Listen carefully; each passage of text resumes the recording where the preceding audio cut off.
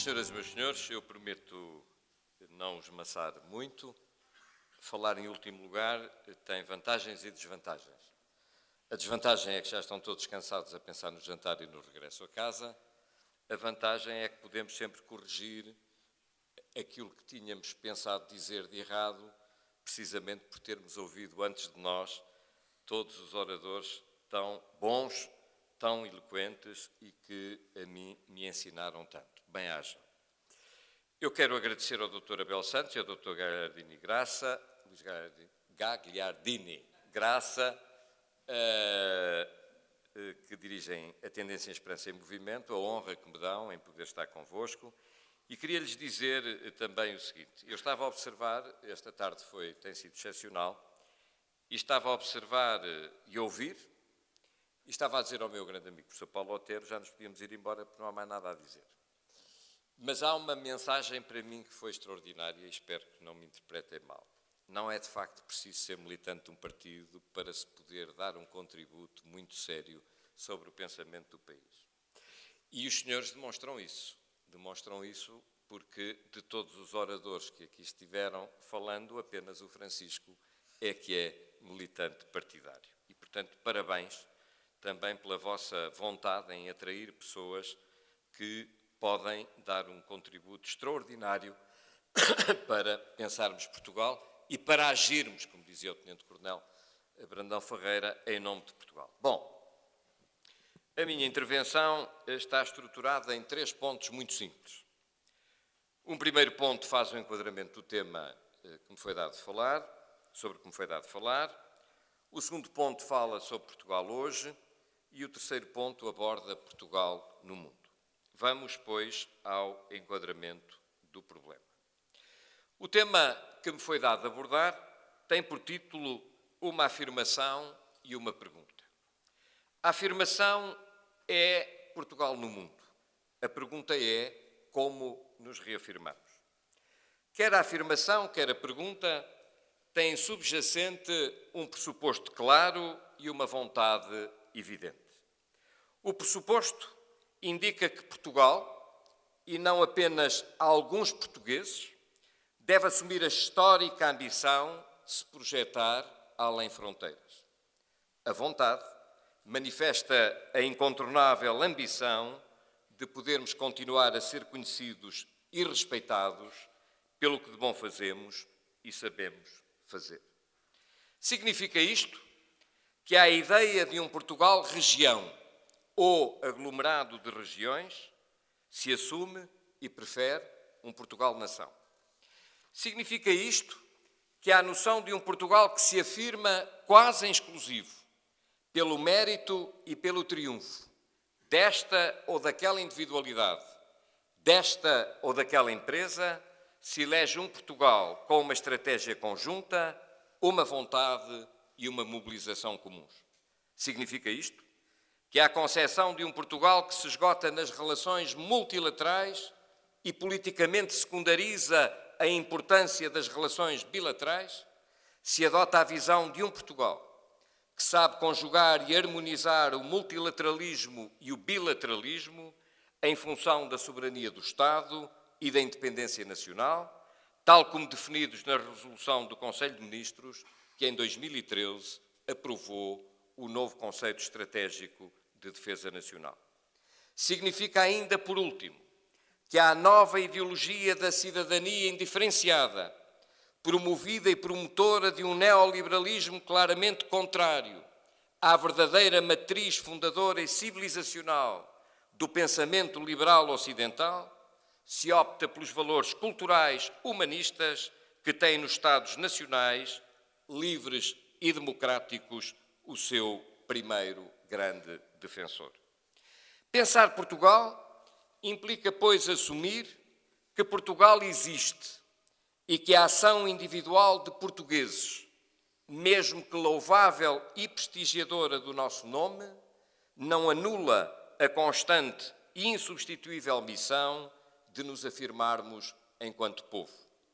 É certo que há hoje novas realidades e novas circunstâncias, exigindo novas atitudes e novas formas de atuação, mas não é menos certo que no dia em que desistirmos de ter uma estratégia de afirmação nacional, com a consequente perda de centros de decisão também nacionais, estaremos apenas destinados a servir quem mais poder possua. Que não haja ilusões a este respeito. Uma nação com um Estado que prescinde dos fins para que foi criado e que se dedica apenas ao exercício de funções cada vez mais determinadas por terceiros, é uma nação em risco de ruir, sobrevivendo apenas pela exaltação das casuísticas vitórias mais ou menos individuais. É uma situação que não pode continuar a ser menorizada, numa época em que há poderes fáticos que se sobrepõem ao poder do voto e aos governos dele resultantes. Podemos até, num exercício de legítima militância democrática, de abnegado exercício intelectual e de insuspeito comprometimento com a causa pública, dedicarmos o nosso tempo à apresentação de soluções pontuais, sem que a essência do que nos deve mobilizar assuma tratamento prioritário. E é partindo destas premissas que me proponho convosco refletir para melhor responder à questão de partida. Como nos reafirmamos? Creio que a resposta só poderá ser dada se, e em primeiro lugar, soubermos que Portugal queremos. Sem uma definição clara do que podemos individual e coletivamente ser, não conseguiremos pensar numa qualquer afirmação de Portugal. E é também nesse sentido que importará pensar Portugal, em primeiro lugar, identificando o que mais o afeta hoje, quer no seu contexto particular, quer no contexto da comunidade ocidental em que por direito próprio se integra. Ora, neste contexto, e ao contrário do que maioritariamente se afirma, tenho para mim que o principal problema de Portugal não é económico. É antes de tudo, e como já aqui foi sublinhado, é antes de tudo mais um problema de valores. Diga-se em abono da verdade que este problema não é um exclusivo nacional, já que alastra por um Ocidente confuso, receoso internamente de afirmar as suas raízes cristãs e com uma inconcebível vergonha de assumir os princípios que delas decorrem, sem se aperceber que todos os dias se derrota a si próprio, confundindo o devido respeito pelas minorias com a submissão das maiorias às vontades mais espúrias de pequenos grupos cada vez melhor organizados, o Ocidente parece querer cavar todos os dias a sua sepultura, destruindo o que é natural e legítimo para, em seu lugar, construir um muro no qual todo e qualquer tipo de inscrição é permitida. É a ausência de valores que, conduzindo à falta de ética, permite, por exemplo, a corrupção, esse flagelo que alastra e que corrói as mais diversas instituições. A corrupção económica existe e é transversal, pela simples razão de que os valores da verdade, da honra, da lealdade e do bem comum foram substituídos pelas ideias de sucesso a qualquer preço e do êxito rápido e fácil. E porquê? Porque no caso de Portugal, há que dizê-lo, do 25 de abril para cá, apostamos no que designámos ser a melhoria das condições de ensino, nomeadamente pela positiva facilidade no acesso a todos os graus de formação, mas descurámos totalmente a educação. Ensinamos, atribuímos diplomas, preocupamo-nos com o propalado sucesso escolar, mas condenamos na praça pública os professores que reprovam quem não sabe e diabolizamos quem não tolera e repreende faltas de respeito. Esta ausência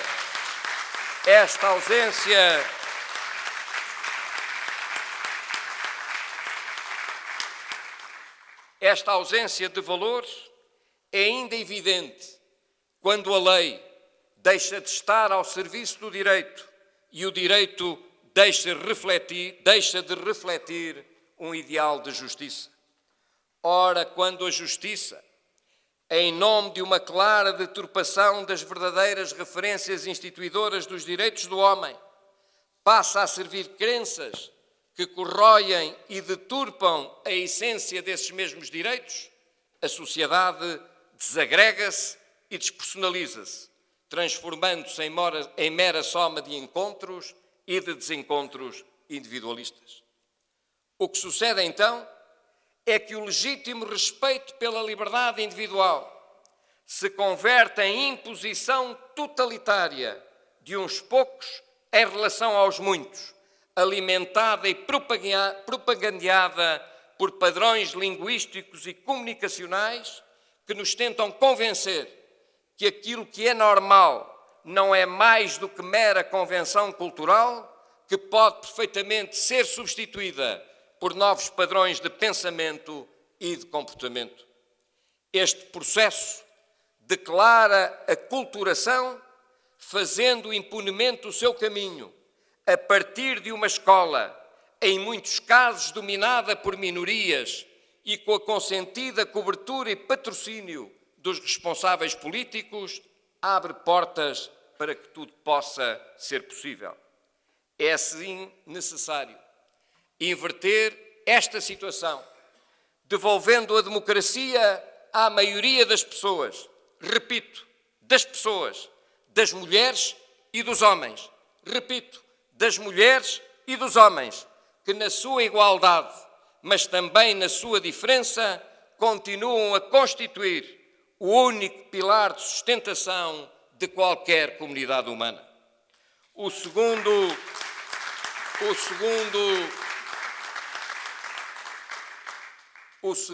grande problema que Portugal tem de enfrentar é a fragilidade das suas instituições públicas. Vítimas de sucessivos assaltos, sujeitas a um constante jogo de interesses particulares, despidas de sentido de Estado e enredadas tantas e tantas vezes em polémicas que lhes deviam ser estranhas, as instituições vão ainda resistindo, quer à custa do prestígio alcançado ao longo de gerações passadas, quer pela abnegação, isenção e responsabilidade de alguns dos que as servem. Temos de lhes restituir dignidade, garantir que o recrutamento que é feito para as suas fileiras se pauta por critérios de rigor e de ética e de assumir, sem hesitações, que se um servidor público não tem de fazer votos de pobreza, deverá, todavia, ter consciência que, se quiser legitimamente enriquecer, não será no serviço ao Estado que poderá alcançar esse objetivo. Nada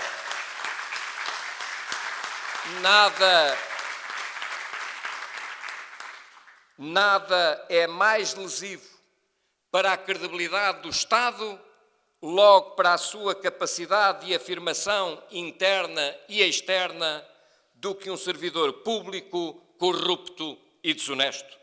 Uma vez mais, os valores são fundamentais.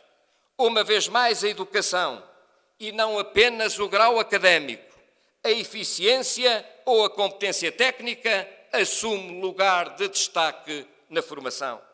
Desiluda-se quem pensa ser a alteração legislativa, só a lei e nada mais do que a lei, que pode alterar o que está mal. Se a lei for feita por pessoas desonestas e sem sentido de honra, o direito e a justiça ficarão aprisionados, tolhidos nas teias processuais, submersos no adjetivo e distantes do que é substantivo. E é por isso que, sem questionarmos a pertinência, por exemplo, da discussão sobre a forma como os deputados são ou podem ser eleitos, sem duvidarmos da relevância sobre a ligação entre eleitos e eleitores, devemos perguntar se faz algum sentido que o Parlamento e principalmente o Governo cujas competências no processo legislativo se vêm ao longo dos tempos adensando e densificando, contratem reformas legislativas a escritórios de advogados, cuja principal tarefa é a defesa de interesses de empresas e de grupos económicos. Interesses que, sendo legítimos, não deixam de ser particulares, podendo, por isso mesmo, naturalmente conflituar com os interesses do Estado e da coisa pública.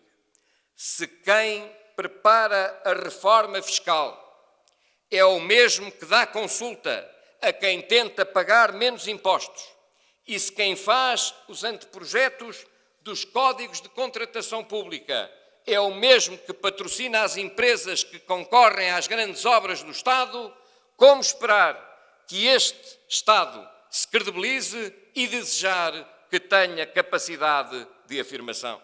É uma vã esperança, só alterada pela mudança estrutural e não apenas conjuntural de regras, pela convocação da universidade para o estudo das grandes reformas, pelo restabelecimento de serviços credíveis nos ministérios, cujos funcionários saibam, na senda de Cícero, distinguir o Estado e a sua continuidade do governo e da sua transitoriedade.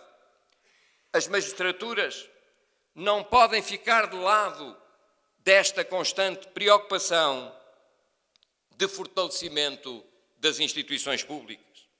A atitude e a postura de quem as integra não são parentes menores face à competência. O magistrado não é um técnico, pelo que a forma como se apresenta perante a sociedade e por ela é visto, tem de merecer particular cuidado. É certo que quem escolhe a magistratura como carreira e não apenas como profissão, não deixa de ser cidadão e de como tal ter as suas preferências. Mas precisamente pelas funções de que está investido, deve ser reservado na manifestação dessas preferências e ter consciência de que servir o todo e de em seu nome zelar pelo cumprimento do que é justo não é compatível nem com o exercício de qualquer outra atividade, nem com a transmissão pública das suas opiniões ou estados de alma. Também as Forças Armadas, pilar base não só da soberania e da independência nacionais, como uma das principais formas da nossa afirmação além fronteiras, no quadro das alianças política e de defesa a que pertencemos, devem estar na primeira linha das nossas atenções. Atendendo à intervenção que já aqui foi feita pelo Sr. Tenente-Coronel Brandão Ferreira, não me estenderei sobre este ponto, sublinhando apenas algo que, apesar de ser imensamente simples, é, na maioria das vezes, esquecido. Se cumpre às Forças Armadas defender e proteger o Estado a que pertencem e de que são parte, não pode nunca o Estado, através de quem politicamente o representa, deixar de defender e proteger sempre a instituição militar. Deixei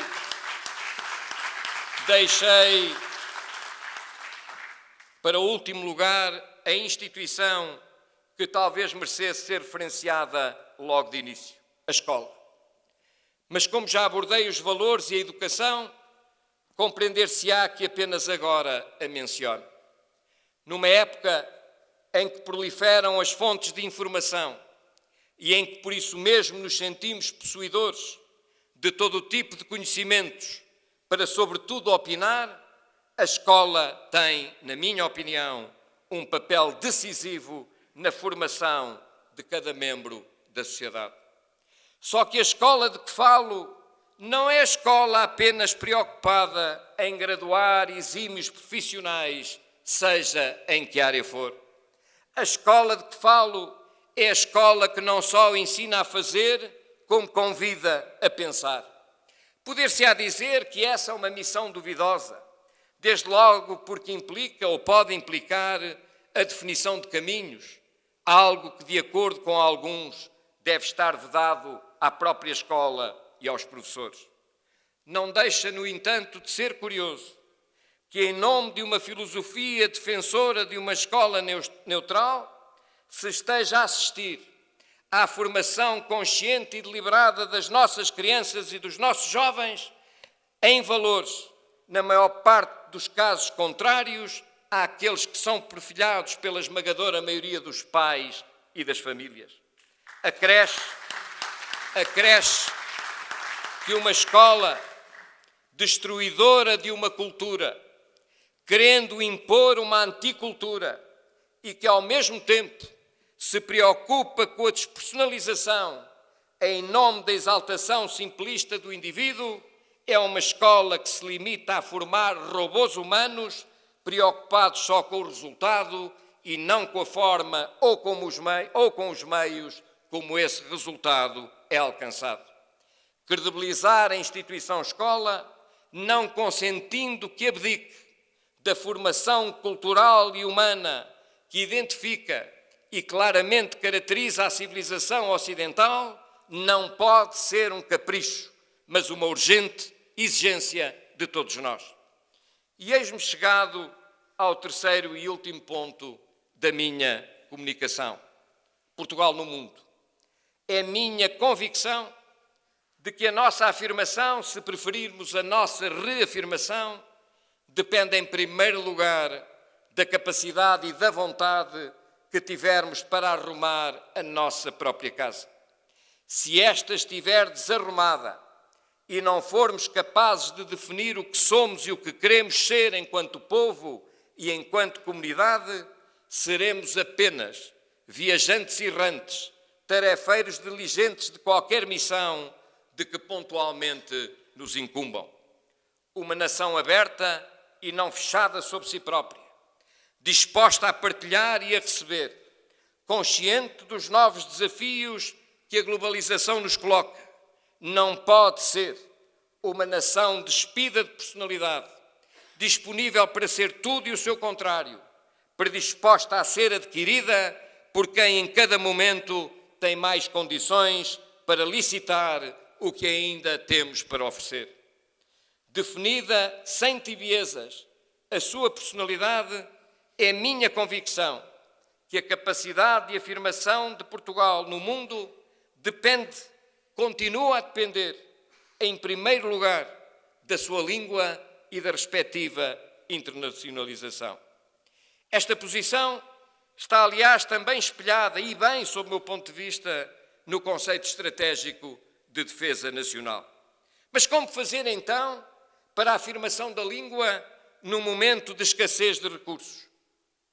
O nosso país deve ter, na minha opinião, a capacidade de estabelecer parcerias ativas, fortes e duradouras com os países que falam a língua portuguesa, para que essa língua possa, através de institutos não apenas de Portugal, mas de todos os países que falam a língua portuguesa, ser considerada, em termos de facto e não apenas em termos teóricos, um dos principais instrumentos de afirmação da nossa cultura, da nossa economia e, seguramente, do nosso futuro. Muito obrigado.